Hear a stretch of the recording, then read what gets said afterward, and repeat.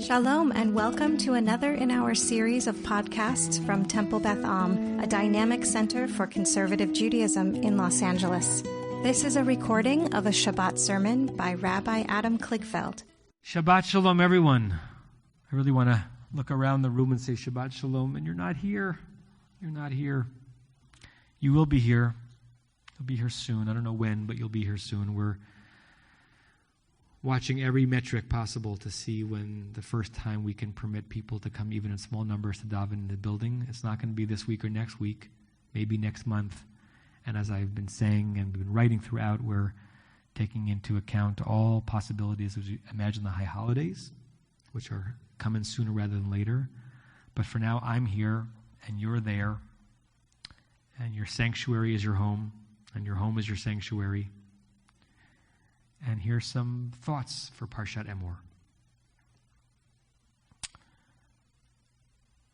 When you look in the mirror, whom do you see?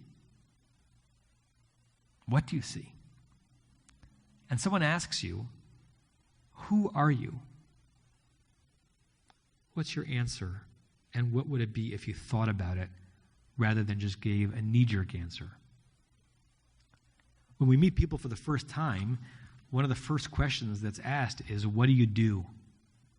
And that question begs an answer related to our job. So we meet someone and we find out soon, I'm a teacher, I'm an electrician, I make candles, I'm an attorney. Social convention has us pigeonholing ourselves when we make acquaintances, almost convincing us that our work is the totality of who we are. And the pace and the calendar of life dictate that as well. Now, I'm someone who, as I would hope that you know, is committed to my job and my career. I feel great satisfaction in my work, and I enjoy it, and I am blessed to do it. I'm nourished by it, even and especially on a day like today.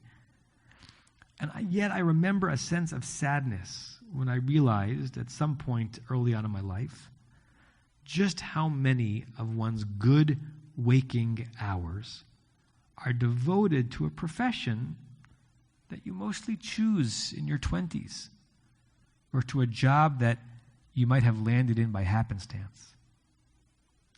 Cosmically speaking, on a layer of world meaning, was I born into this world primarily to be a rabbi? Is that why God created me? Did God create you for you to do the job that you're doing? Or are there loftier purposes beyond our job descriptions? My contribution to this week's Table for Five in the Jewish Journal focused on the Kohen Gadol and what must be sacrificed when one lives a life of service. I want to expand on that and offer some balance this morning. I'm not sure that being a Kohen, a priest, was such a cushy job back in the days. There were really high expectations of those who served. It's true, you didn't have to work for your income. The Truma tax that we discussed before, imposed on the Israelites, sustained the Kohanim. But on the other hand, that meant that a Kohen's subsistence depended not on their own industriousness, but on the goodwill and the obedience to the law of the people, and a people who did not always do as they were told. To serve as a Kohen was to do the important work of managing the spiritual side of Jewish life. And to do so was hard work.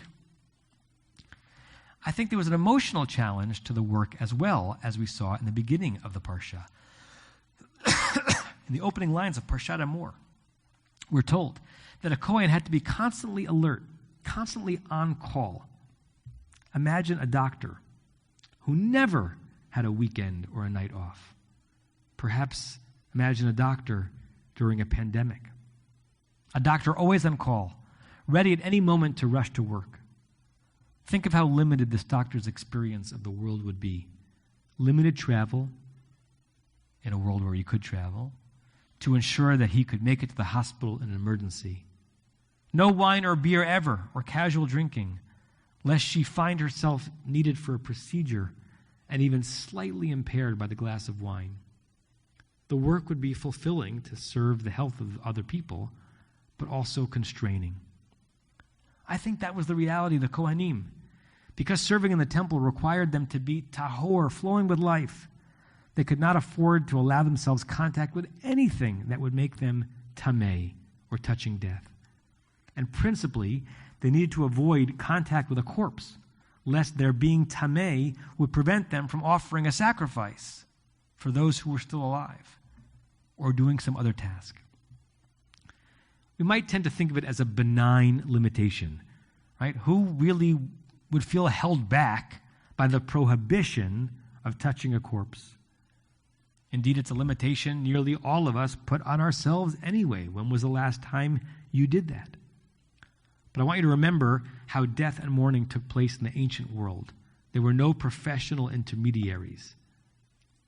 When someone died, the person's family and friends personally attended to the burial. That was how you showed respect for the deceased. That's how the process of mourning began. Being kept away from that process meant having to find alternate avenues for mourning and coping, and meant being away from the group that was gathered to say goodbye. Has there ever been a moment in human history where we understood better than we do today the onerousness of such a restriction? Today we're all potential Kohanim, unable to be with our loved ones as they die, and potentially not even there as they are buried. To this day, observant Kohanim, who are descendants, we believe, of those original priests, they stay away from funerals and cemeteries. You might have seen them lingering outside a funeral home, or hoping to hear the words of the eulogy from far away. They might come to the edge of the cemetery to watch the burial of a close friend. I would think that would be a hard thing to impose on oneself, to be apart and distant when your urge would be to be close and present, and a part of the rituals and sacred conversations that often take place at a graveside. And again, those of us living through this moment can understand that pain of being far when you most want to be near. Now, if this were all we knew about the Kohen's world, we would rightly assume that the Kohen's significance to the Jewish people superseded any individual value or need. If you asked a Kohen, "Who are you?" the simple answer would be clear and obvious: I'm a Kohen. Who am I? I'm a priest. Who am I? I'm one who serves the people. That's who I am. It's clear from the law.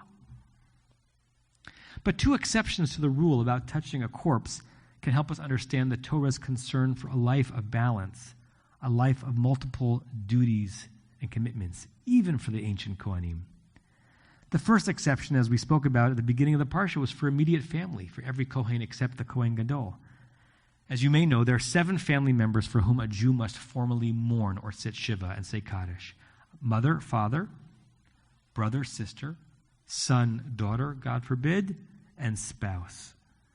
These are the very family members for whom the Kohen was permitted to defile himself to tend to their burials. The category of spouse, by the way, was added by the rabbis to the ones listed explicitly in the Torah. If it was so important that the Kohen retain his tahara, why the exception for family? He still needed to be on call. One answer offered in the Talmud is the concern that if the Kohen didn't make arrangements for a family member, nobody would. And because such arrangements were usually taken care of by family. My friend and colleague, Rabbi Robert Alper, offers a different answer. The Kohen's special status was earned how? Solely on family pedigree. He didn't do anything to deserve that, simply by being born into that family, to those parents. A Kohen is born set apart, earmarked for sanctity, whether he wants it or not.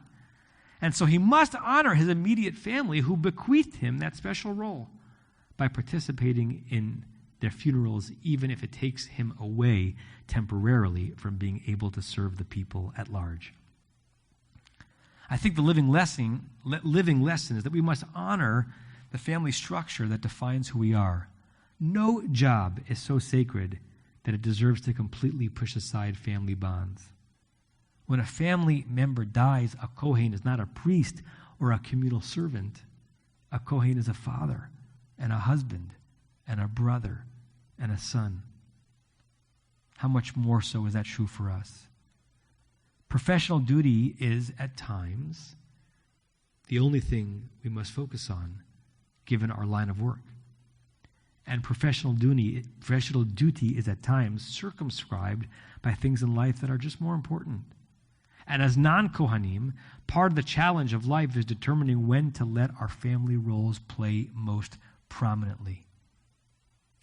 In certain situations, the calculation is clear. If a child is sick, we stay home rather than go to work. Hopefully, our employers understand. If there's a family bris, you take a personal day. But what about the non-obvious cases? How do we import this wisdom into our overall approach to how we spend our days without, of course, neglecting the responsibilities of our jobs? Well, there's another exception which broadens the sense of self and instructs the Kohen to recognize his duties to humanity, not just his family, that rise above his job description. A Kohen was also obligated to defile himself for what's called a meit mitzvah, a corpse that lacks anyone to bury it. If a Kohen came upon an unburied corpse, he did not pause to consider how the defilement would impact his duty in the temple, because his duty in the temple was merely laying the infrastructure for the higher duty expected by God of all of us.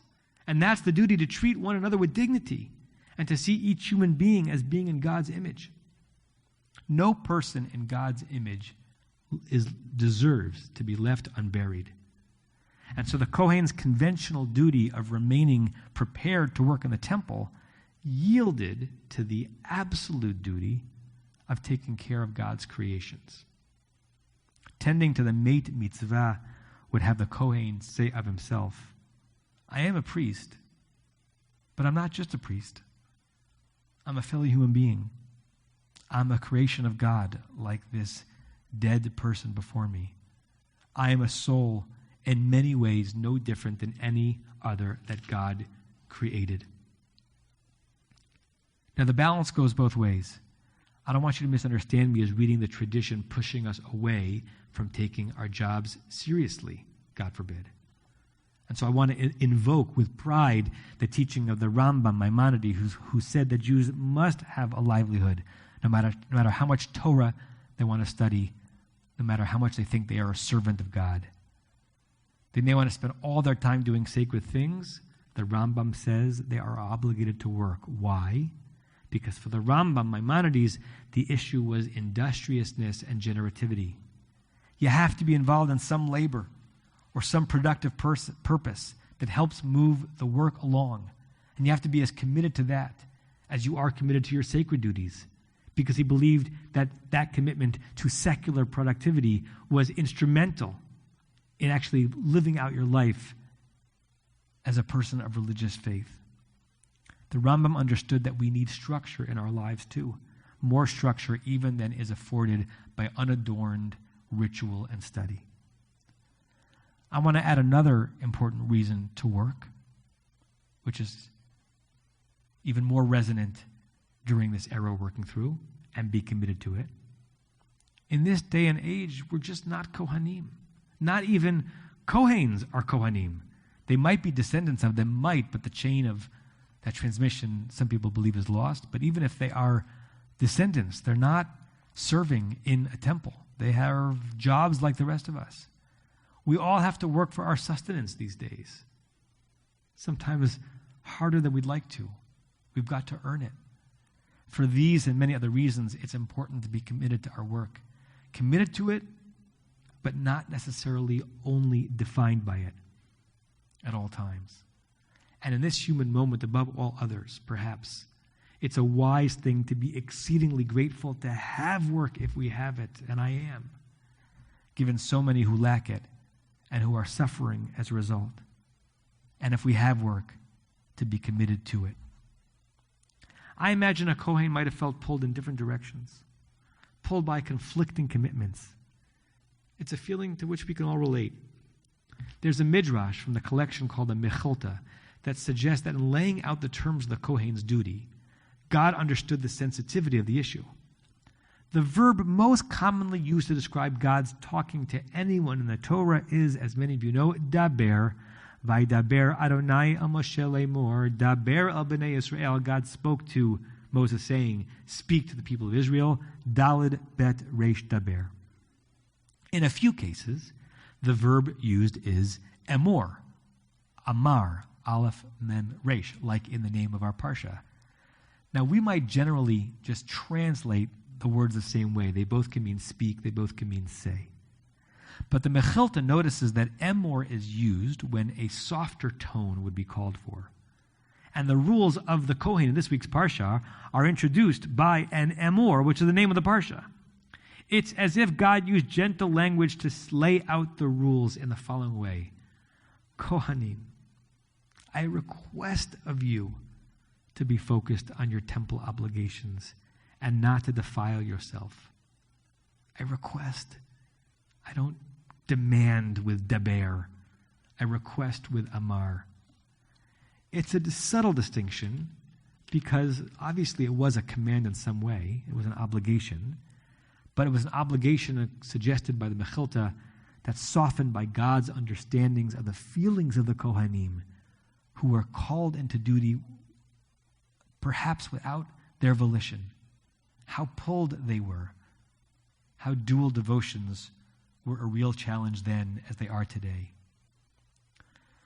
Maybe when we speak to others and to ourselves about balancing work with family and work with leisure and work with life, we should employ the same soft, understanding tone, a tone which is yielding and leaves room for exceptions and flexibility, a tone which recognizes that to be human is not to be a worker, it is to be a liver and a lover. To be industrious is not to be a slave. It is to be a contributor and a provider.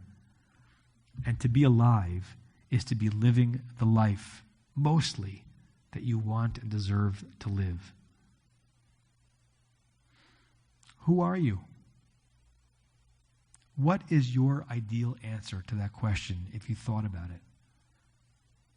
Some of who we are is out of our control. But which things that are in your control can you manipulate and change so that you like your own answer to that question better? To paraphrase the great text, free to be you and me, what we all hope for ourselves and for our children is to grow up not to be teachers or priests or rabbis or doctors only, but rather to grow up to be people. Perhaps people with children, busy with work, and also busy with living. Shabbat Shalom. You have been listening to another in our series of podcasts from Temple Beth Am, a dynamic center for conservative Judaism in Los Angeles. If you enjoy these podcasts, we invite you to write a review on the Apple Podcast site or wherever you get your podcasts. For more information about Temple Beth Am Los Angeles, go to tbala.org.